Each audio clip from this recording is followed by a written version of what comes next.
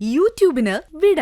സൂര്യയിലെ എല്ലാ പരമ്പരകളും സംരക്ഷണത്തിന് ശേഷം തികച്ചും സൗജന്യമായി സൺ നെക്സ്റ്റ് ആപ്പ് ഡൗൺലോഡ് ചെയ്യൂ. കണ്ടാസ്വദിക്കാം നിങ്ങളുടെ പ്രിയ പരമ്പരകൾ.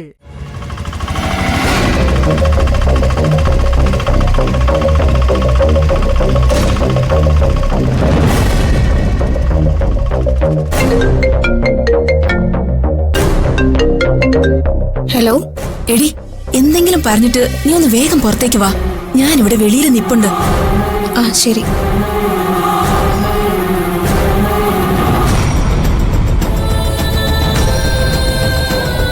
ജസ്റ്റ് സെക്കൻഡ്, ഇപ്പൊ വരാം.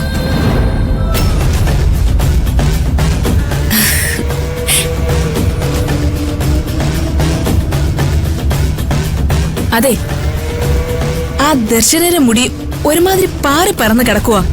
അവളുടെ മുടി ബ്രൗൺ ഷെയ്ഡാ. അതൊന്ന് ബ്ലാക്ക് ആക്കണം, എന്നിട്ട് മുടി സ്ട്രെയിറ്റ് ചെയ്യണം. എന്താ വീണത് നേരത്തെ പറയാതിരുന്നേ?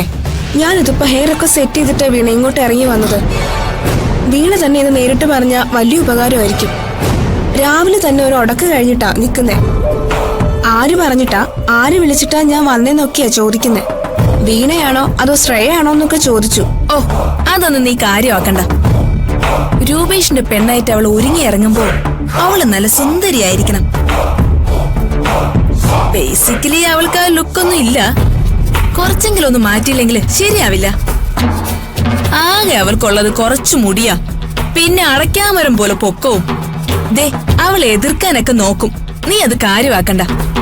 എന്തായാലും നീ പറഞ്ഞ സ്ഥിതിക്ക് ഞാനതൊന്ന് അവളോട് പറഞ്ഞിട്ട് പോവാം. പക്ഷേ നീ ഇപ്പോ എന്റെ കൂടെ വരണ്ട. ഞാൻ അവളോട് സംസാരിച്ച് ഇറങ്ങുമ്പോ നീ വന്നാ മതി. ഈ ഹെയർ സ്ട്രൈറ്ററെ നീ കയ്യിൽ വെച്ചോ. ഇതിലെന്തെങ്കിലും കുഴപ്പമുണ്ടോ? ചെറിയൊരു സംശയം, അതാ ചോദിച്ചേ. നീ എന്തിനാ ആവശ്യമില്ലാത്തേക്ക് അന്വേഷിക്കുന്നേ? സ്റ്റെല്ല നിന്നോട് കാര്യങ്ങളൊക്കെ പറഞ്ഞില്ലേ? പറഞ്ഞു. എന്നാലും അവൾക്ക് കൊടുത്തത് കൂടാതെ നിന്നെ ഞാൻ സ്പെഷ്യലായിട്ടൊന്ന് കാണുന്നുണ്ട്. അതൊന്നും പ്രശ്നമല്ല. വീണ പറയുന്നത് പോലെ ഞാൻ ചെയ്തോളാം. മുടി മൊത്തം കരിച്ചു കളയാനാണെങ്കിൽ അത് പറഞ്ഞാ മതി. വോൾട്ടേജ് ഹൈ ആക്കി വെച്ചാ മതി. നീ കരിക്കുന്നെങ്കിൽ കരിച്ചോ. പക്ഷേ ഞാനൊരു ഷോക്ക് അടിപ്പിക്കാൻ വേണ്ടിട്ടാ തരുന്നത്. അയ്യോ, അപ്പൊ പിടിക്കുന്ന എനിക്ക് ഷോക്ക് അടിക്കില്ലേ? ഇല്ലെന്നേ, അതിന്റെ ഹാൻഡിലൊന്നും ഒരു കുഴപ്പമില്ല. നീ ഒക്കേഷണലി സ്ട്രെയിറ്റൻ ചെയ്താ മതി. ഷോക്ക് അടിക്കുമ്പോ അവള് നിലവിളിക്കും. അപ്പൊ നീ അവളുടെ മുടി പൊക്കി കഴുത്തിന് പിന്നാലെ അമർത്തി പിടിക്കണം. അപ്പൊ അവക്ക് എന്തെങ്കിലും സംഭവിച്ചാൽ ഞാൻ കുടുങ്ങില്ലേ? മാത്രല്ല, അവൾക്ക് ഷോക്ക് അടിച്ച ആ നിമിഷം മരണവെപ്രാളത്തില് എന്നെ കയറി പിടിച്ച എനിക്ക് ഷോക്ക് അടിക്കും. നീ ഇങ്ങനെ പേടിച്ചാലോ? ഒന്ന് കരുതി നിന്നാ മതി. പിന്നെ നിനക്ക് ഞാൻ തരാൻ പോകുന്നത് 1,00,000 രൂപയാ. നീ ഓൾറെഡി ചപ്പലിട്ടിരിക്കല്ലേ? ചപ്പലിട്ടാ നിനക്കൊന്നും സംഭവിക്കില്ല.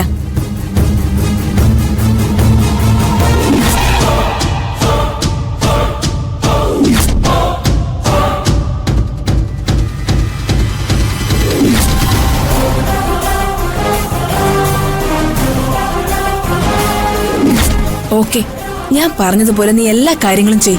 ഞാൻ പുറത്തുണ്ടാവും. അവള് കരഞ്ഞാലുടൻ ഞാൻ ഓടി വന്നോളാം. നിനക്ക് ഷോക്ക് അടിക്കാതെ ഞാൻ നോക്കിക്കോളാം. ഉറപ്പാണല്ലോ വീണേ? ഉറപ്പ്, 100% ഉറപ്പ്. നീ ചെല്ല്.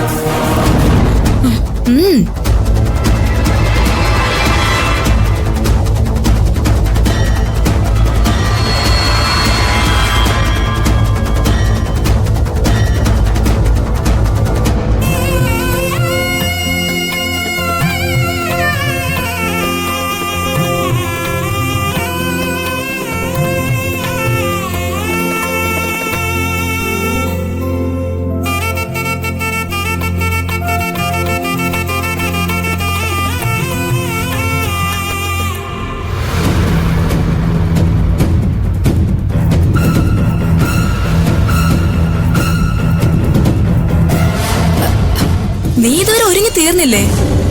അയ്യേ, ഇതെന്താ ഇങ്ങനെ കെട്ടി വെച്ചിരിക്കുന്നേ? മുടിയുടെ അറ്റം എന്താ ഇങ്ങനെ ഇരിക്കുന്നേ? ഇതൊന്ന് അഴിച്ച് വേഗം റീസെറ്റ് ചെയ്തേ. വാ, വേഗം വാ. വേണ്ട, എന്റെ ദർശനെ തൊലി വെളുപ്പും പൊക്കവും മാത്രം പോരാ. സിനിമയിലെ ലാലേട്ടൻ പറയുന്ന പോലെ മേക്കപ്പിനൊക്കെ ഒരു പരിധിയില്ലേ? പിന്നെ സൗന്ദര്യം വേണമെങ്കിലേ നല്ല അമ്മയ്ക്കൊക്കെ പിറക്കണം. ദേ, വെറുതെ എന്റെ അമ്മയെ കുറ്റപ്പെടുത്തലുണ്ടല്ലോ. എന്റെ അമ്മയെ നീ കണ്ടിട്ടുണ്ടോ? ഇല്ലല്ലോ. അമ്മയെ പോലൊരു സുന്ദരി ഈ ലോകത്ത് വേറെ ആരെയും ഞാൻ കണ്ടിട്ടില്ല. ഓ, സമ്മതിച്ചേ. ഇപ്പൊ മണ്ഡപത്തിലേക്ക് നിന്നെ സുന്ദരിയായിട്ട് ഒരുക്കി ഇറക്കേണ്ടത് എന്റെ ചുമതലയായി പോയില്ലേ? ബ്രൗൺ ചെയ്ത മുടി അല്പം ബ്ലാക്ക് ചെയ്യുന്നതില് മിസ്സിന്റെക്ക് വിരോധമൊന്നും ഇല്ലല്ലോ. അതൊന്നും വേണ്ട, ഉള്ളത് മതി. ആ, അതൊന്നും പറഞ്ഞാ പറ്റില്ല. ആ, നീ അതൊന്ന് ചെയ്ത്. വേണ്ട. അതൊന്നിങ്ങോട്ട് താ.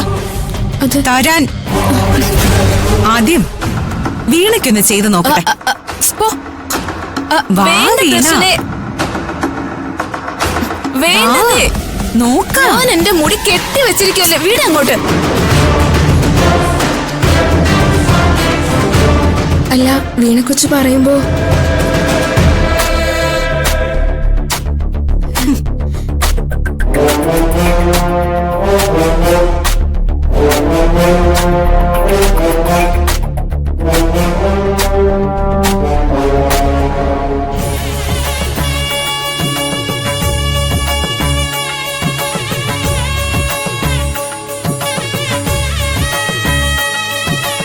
എടാ താക്കോലേ, നീ ഇവിടെ നിൽക്കുവാണോ? അല്ല, ഞാൻ ഇവിടെ പറഞ്ഞത്. നീ ഇവിടെ നിന്നോ, ഞാൻ പോരാട്ടോ. പോട്ടെ.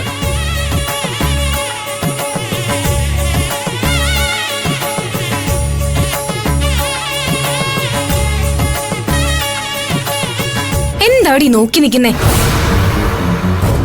ചേച്ചിയുടെ കല്യാണം എന്ന് പറഞ്ഞ് നെളിഞ്ഞു നിക്ക കള്ളി.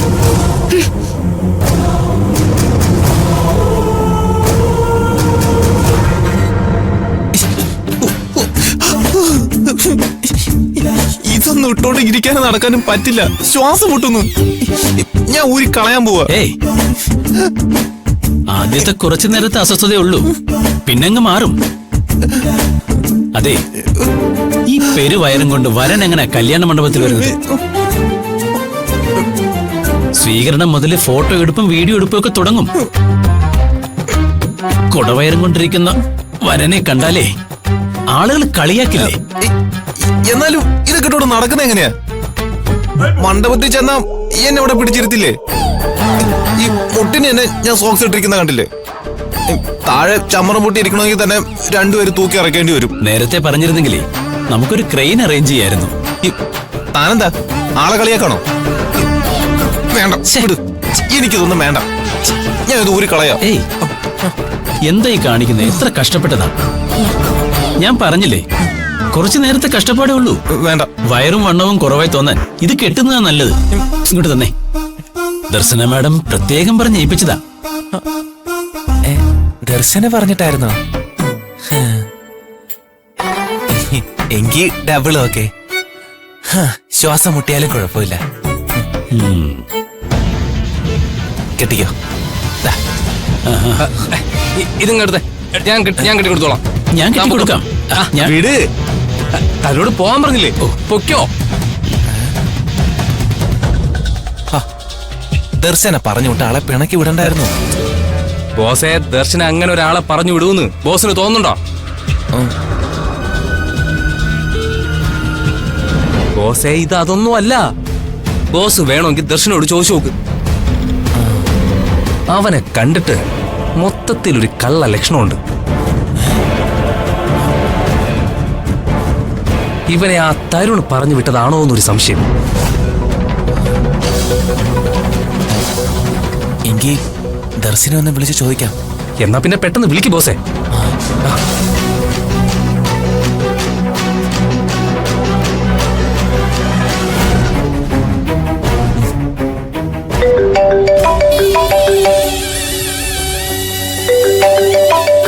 കൊച്ചുമുതലാളിയൻ. ഹലോ. ഹലോ ദർശന. അങ്ങനെ കാത്തിരുന്ന സുദിനം സമാഗമായി. ഇന്നു മുതൽ ദർശന എന്റേതും ഞാൻ ദർശനയുടേതും ആകുന്നു. എന്താ ഗിരിജെ, നീ തടപ്പോയി കിടക്കാം. താലികെട്ടിന്റെ ഇടയിലാണോ നിന്റെ ഈ ഫോൺ വിളി? പവിയേട്ട, നിങ്ങൾ വേഗം പുറത്തേക്ക് വാ. മണ്ഡപത്തിൽ ആരും ബോംബ് വെച്ചിട്ടുണ്ടെന്ന്. അയ്യോ, ബോംബോ? ബോംബ് എവിടെ? അതൊക്കെ പറയാം. ഇപ്പൊ അത് പൊട്ടും. ദേ, ജീവൻ വേണമെങ്കിൽ മതി. ഞാനിവിടെ പുറത്തുണ്ട്. എടി, യ്യോ, അച്ഛാ വാ.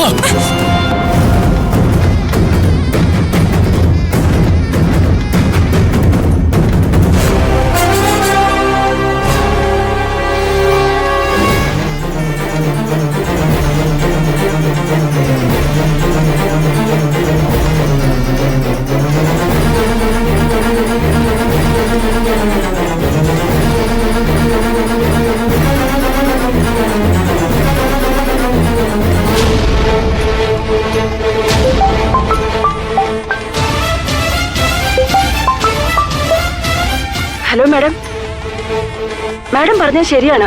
അവരെ ഞാൻ പിടിച്ചു വെച്ചിട്ടുണ്ട്. എവിടെയോ ബോംബ് വെച്ചിട്ടുണ്ട്. ഓക്കെ, ഞാനിപ്പോ അങ്ങോട്ട് വരാം.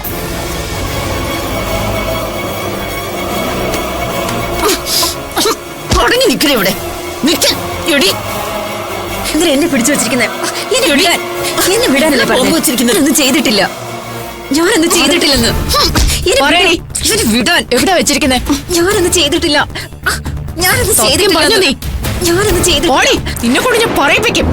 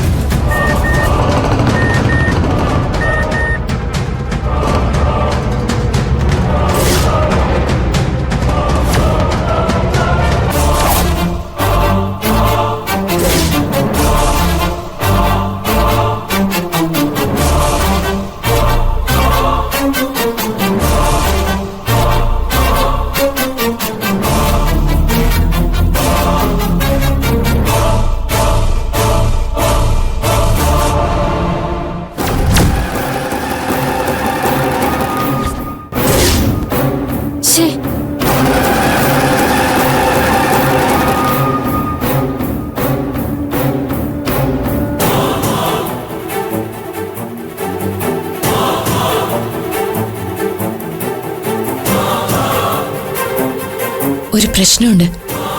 രഹസ്യമായിട്ടൊരു നീക്കമേ ഇപ്പൊ ഇവിടെ നടക്കൂ. ദർശന സംശയിച്ചതുപോലെ ആ സ്ത്രീ സുമംഗലാമ്മയ്ക്ക് കൊടുത്തത് ഒരു ടൈം ബോംബാ. ടൈം ബോംബോ? എന്റെ ദൈവമേ, അവൾ ഏതാണെന്നൊക്കെ എനിക്ക് മനസ്സിലായി. ഡൈനമൈറ്റ് വെച്ച് എന്നെ കൊല്ലാൻ കൂട്ടുനിന്ന മൈക്കിളിന്റെ ഭാര്യ പത്മേ അവര്.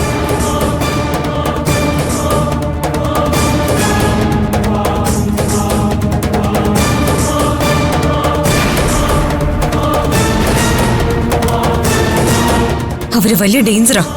ആ മൈക്കിളും ഇവിടെ തന്നെ കാണും. മൈക്കിളിനെ നമുക്ക് കണ്ടെത്താം. അതിനു മുമ്പ് ഈ ബോംബ് നമുക്ക് ഡിഫ്യൂസ് ചെയ്യണം. അവളാണെങ്കിൽ ഒന്നും വിട്ട് പറയുന്നുമില്ല. പോലീസ് അവളെ ചോദ്യം ചെയ്തുകൊണ്ടിരിക്കുക. ഇനിയിപ്പോ എന്ത് ചെയ്യും? മറ്റാരും അറിയാനും പാടില്ല. ബോംബ് വെച്ചിട്ടുണ്ടെന്ന് അറിഞ്ഞാൽ ആൾക്കാർ പാനിക് ആവാൻ സാധ്യതയുണ്ട്. വളരെ രഹസ്യമായിട്ട് നമുക്കിത് ഡീൽ ചെയ്യണം. ഇപ്പൊ എന്ത് ചെയ്യും മാഡം? ഇത് ടൈം ബോംബാ.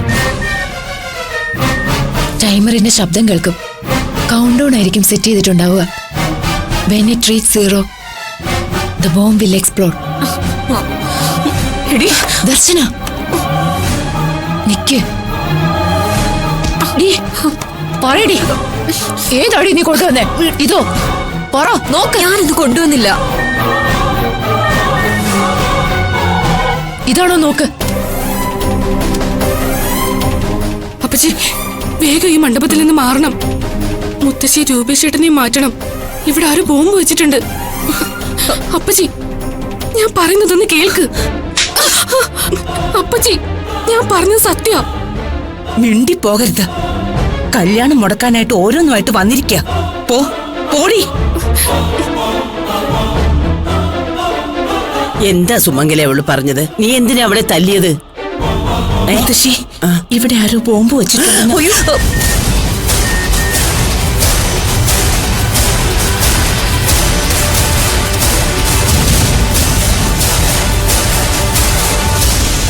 മാഡം, മാഡം, ദേ ഇതാണെന്ന് തോന്നുന്നു.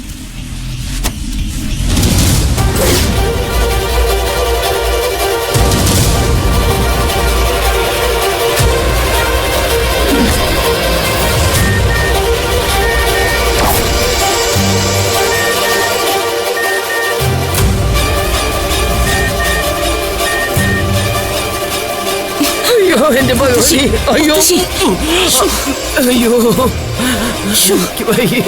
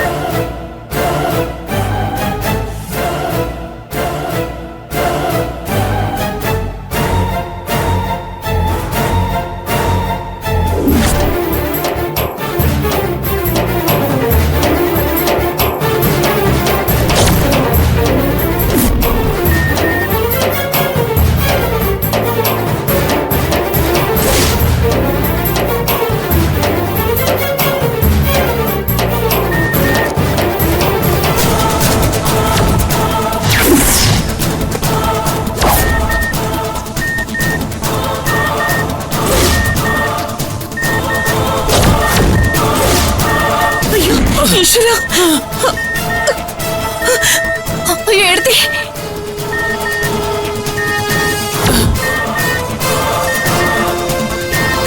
എടുത്തി. ദർശനെ,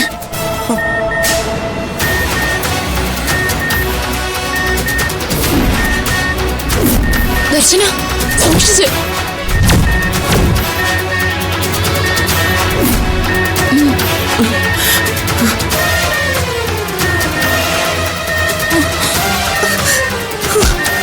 നിന്നെ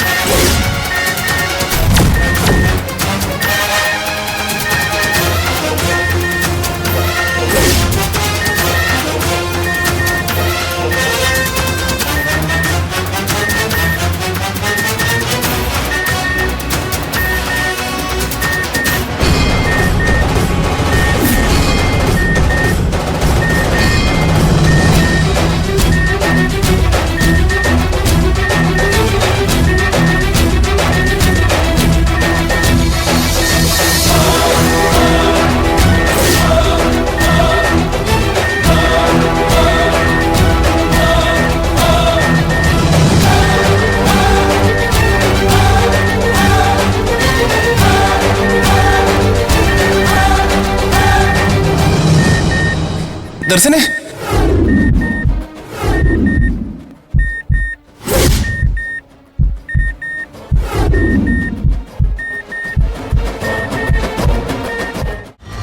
അല്ല, എന്തിനാ അവര് വന്നേ? നിങ്ങൾ അവിടെ നിർത്തിയിട്ട് ഒരു കാര്യമില്ലല്ലോ മനുഷ്യ. അതെ, ഒരു കാരണവശാലും വിഷം ഉള്ളിൽ ചെന്ന കാര്യം അറിയരുത്. ആ ഡോക്ടർ എങ്ങാനും സകലതും വിളിച്ചു പറഞ്ഞാൽ അതോടെ തീർന്നു.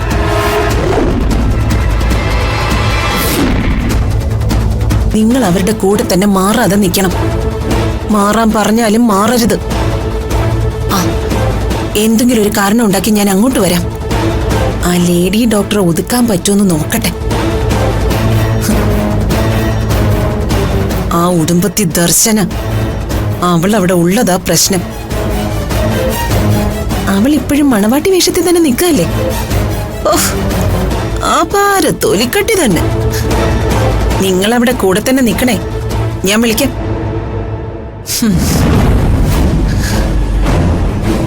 മോളെ, ചതിച്ചെന്നാ തോന്നുന്നേ. പോലീസിനെ അവള് വിളിച്ചു വരുത്തി. ഓ ദർശനം. അല്ല, നീ ഇതൊന്നും ഇതുവരെ വലിച്ചു പറിച്ച് കളഞ്ഞില്ലേ?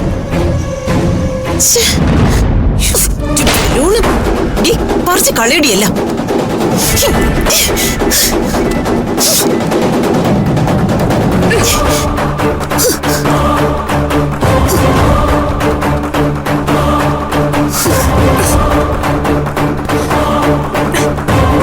ഇത് എത്തുന്നില്ല.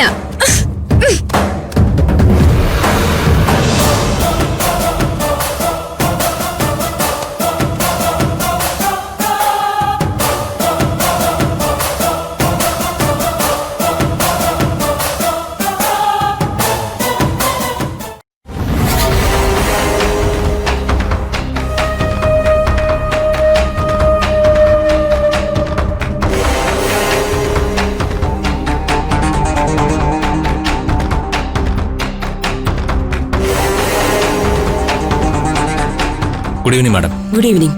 Doctor Hiranmayi. Yes. Vinu Pothan sir വിളിച്ചിരുന്നു. ഡോക്ടറെ കാണാനാ പറഞ്ഞിരുന്നത്. എനിക്ക് സുമംഗല തങ്കച്ചിയുടെ മൊഴിയെടുക്കണം. ഓഫീസർ, അൺകോൺഷ്യസ് ആയ ഒരു പേഷ്യന്റിന്റെ മൊഴിയെടുക്കുന്നത് എങ്ങനെയാണ്? സുമംഗല മാഡത്തിന് ഇപ്പൊ എങ്ങനെയുണ്ട്? ഡേഞ്ചറസ് സിറ്റുവേഷൻ ഓവർകം ചെയ്തു എന്ന് പറയാം. എന്നാലും പൂർണ്ണമായി റിക്കവർ ആയിട്ടില്ല. ശരിക്കും ബോധം തെളിഞ്ഞിട്ടുമില്ല. ബോഡി മെഡിസിനോട് റെസ്പോണ്ട് ചെയ്തു തുടങ്ങിയത് ഒരു നല്ല ലക്ഷണമാണ്. പേഷ്യന്റ് സംസാരിച്ചു തുടങ്ങിയാൽ ഞാൻ നിങ്ങളെ അറിയിക്കാം.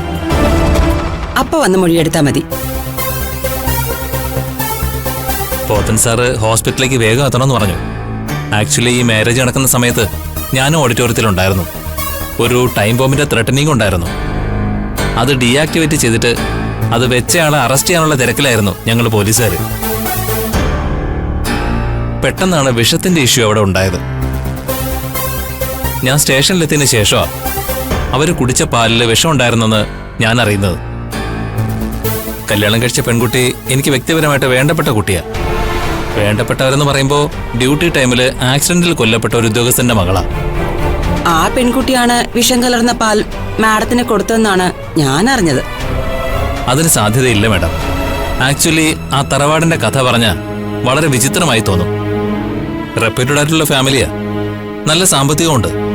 സമ്പത്ത് ഇങ്ങനെ കുമിഞ്ഞു കൂടുമ്പോഴുണ്ടല്ലോ അവിടെ എന്നും ഇഷ്യൂസ് തന്നെയാ. ഒരു വിവാഹത്തിന് പെൺകുട്ടിയെ വധിക്കാൻ ടൈം ബോംബ് വയ്ക്കാന്ന് പറഞ്ഞ എവിടെയെങ്കിലും കേട്ടിട്ടുള്ള കാര്യമാണോ? 1000-ഓളം പേര് ആ ഓഡിറ്റോറിയത്തിൽ ഉണ്ടായിരുന്നപ്പോഴാ ആ ബോംബ് നിർവീര്യമാക്കിയത്. അല്ലെങ്കിലത്തെ സ്ഥിതി ഒന്ന് ആലോചിച്ച് നോക്കി. ലോകം മുഴുവൻ ഞെട്ടുന്ന ഒരു കൂട്ടക്കൊലയെന്ന കഷ്ടിച്ച കുടുംബം രക്ഷപ്പെട്ടത്. Anyway, thank you doctor. ഞാൻ കൂടുതൽ സമയം മെനക്കെടുത്തുന്നില്ല. ഏതായാലും മാഡത്തിന്റെ അപകടനില തരണം ചെയ്തെന്ന് അറിഞ്ഞാല് വളരെ സന്തോഷം. ഞാൻ വന്ന് മാഡത്തെ കണ്ടോളാം. ശരി, ഓക്കെ.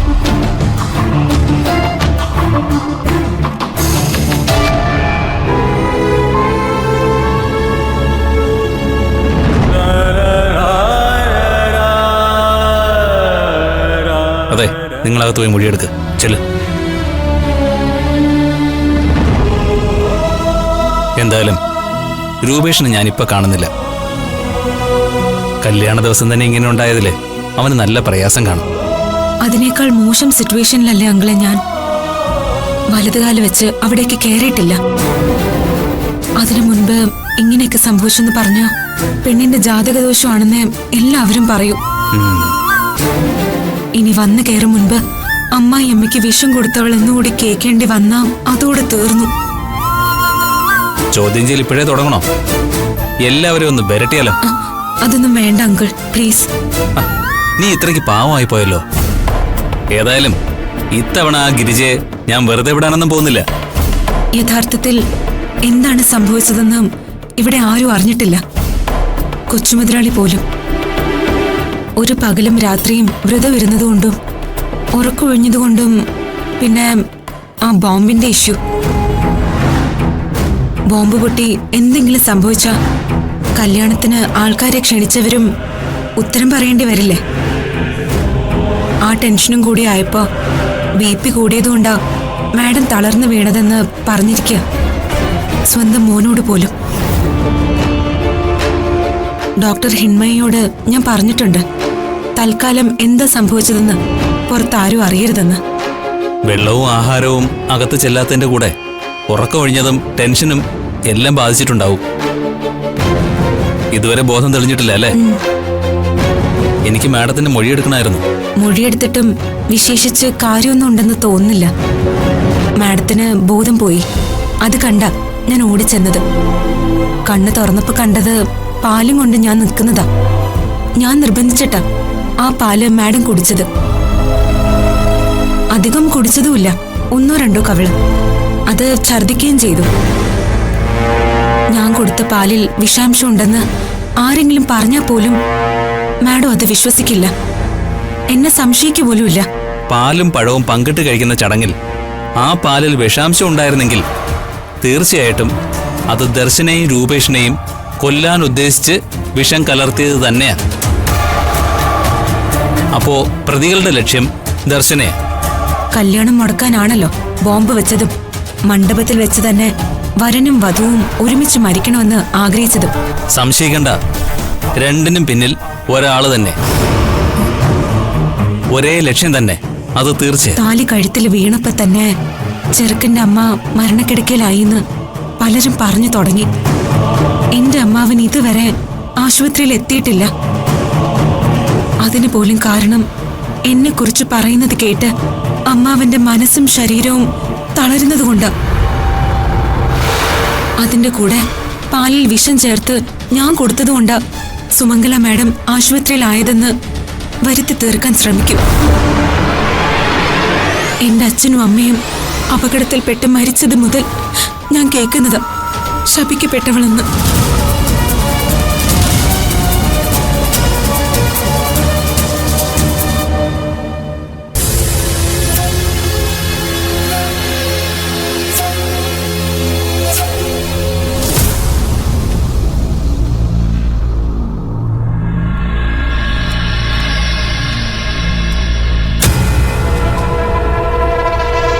പ്രത്യേകിച്ച് കുഴപ്പമൊന്നും കാണുന്നില്ല. കാർഡിയോളജി ഡിപ്പാർട്ട്മെന്റിൽ നിന്ന് സൈമൺ ഡോക്ടറോട് വരാൻ പറഞ്ഞിട്ടുണ്ട്. ഡോക്ടറുടെ ഒന്ന് പരിശോധിക്കട്ടെ. ECG കണ്ട ചെറിയ വേരിയേഷൻ ഇപ്പോഴത്തെ ബോഡി കണ്ടീഷൻ കൊണ്ടും എമർജൻസി സിറ്റുവേഷൻ കൊണ്ടും ഉണ്ടായതാണ്. സൈമൺ ഡോക്ടർ വന്ന് പരിശോധിച്ചിട്ട് റിപ്പോർട്ട് തരട്ടെ. വീണ്ടും ബ്ലഡ് ഒമിറ്റിയതുകൊണ്ടാ ഡോക്ടറെ വിളിക്കാൻ കാരണം. അതിന് പേടിക്കാനൊന്നുമില്ല.